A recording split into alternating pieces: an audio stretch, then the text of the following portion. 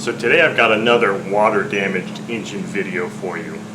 Many of you saw the Boxo Engines video that I published a few weeks ago. Well, the other day my neighbor Chuck stopped by and dropped off yet another engine that he had found in his father's shed, and this one's kind of a sad story also, but it might actually have a silver lining. So let me show you what I've got here today that Chuck just gave to me. What I have now is this OS FS61 engine. Let me zoom out just a hair more here. And as you can see, this engine is in pretty poor shape also. A lot of the entire outside of it is completely corroded and pretty nasty looking. This part doesn't look too bad. The pushrod covers don't look too bad. The crankshaft is really bad. It's really rusted up here. In fact, this thing turns over. Is it the crankshaft? The crankshaft is actually turning over, but there is no compression. So I don't know. I haven't done anything with this engine yet except what I'm about to share with you. Now if you see, look closely here, and you see this little paper spacer here, typically that's something that you see on a brand new engine from OS from the early to mid 80s or so. They would do that, to put a little spacer there, because this will have a Woodruff key in there, and they wanted to keep a spacer in there so that this drive hub didn't pull out and you lose the Woodruff key. Well, the thing that Chuck told me about this engine is he thinks it's never been run before, and I was like, oh my goodness, that's really unfortunate if this engine's never been run before. But I do want to show you something here,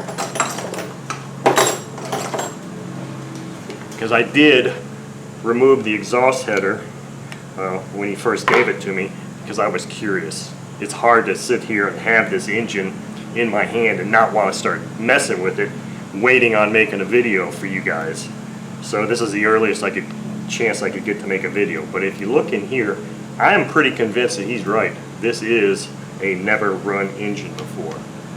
So I'm going to zoom in here real quick and show you. See if I can get a good angle on this. Look at that exhaust valve stem. It looks like that's brand new. It doesn't have any carbon on there at all. Now, I don't know if I'm going to be able to do this or not. Yeah, look inside the carb there. That carb barrel. See how clean and shiny that is? Now the carb doesn't move.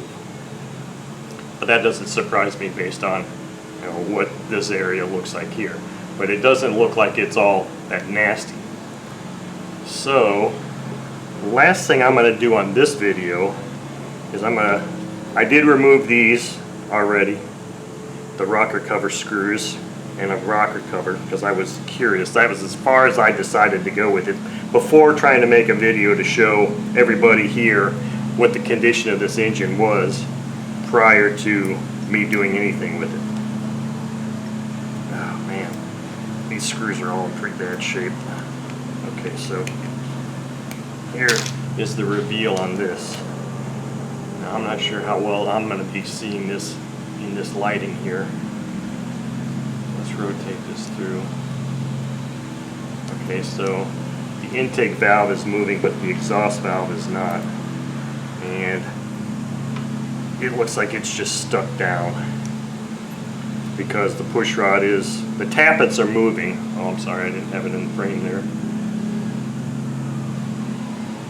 The tappets are moving, but for some reason this exhaust valve is stuck in the down position. So, the question is, what to do with this engine? Obviously, I'm going to brush clean it real good and try to clean it up to the point and oil things up so that I can at least disassemble this engine, because I need to know for sure what the internal condition of the internal parts of this engine is, to see if it's able to be run.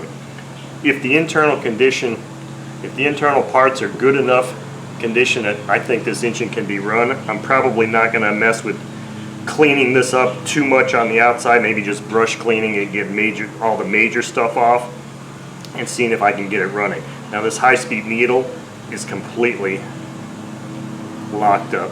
but I'm hoping that some 3-in-1 oil, just letting it sit on there, maybe some CLR, I don't know, we'll see what I can get going. I want to see if I can get this engine running. The bottom line is I want to see if I can get this engine running. If I can get it running, I'm not really concerned about sending this to my friend Harvey to get it soda blasted, because I've made the decision that I don't want this engine to ever look pretty again. I don't want it to look brand new, even though I believe it is brand new.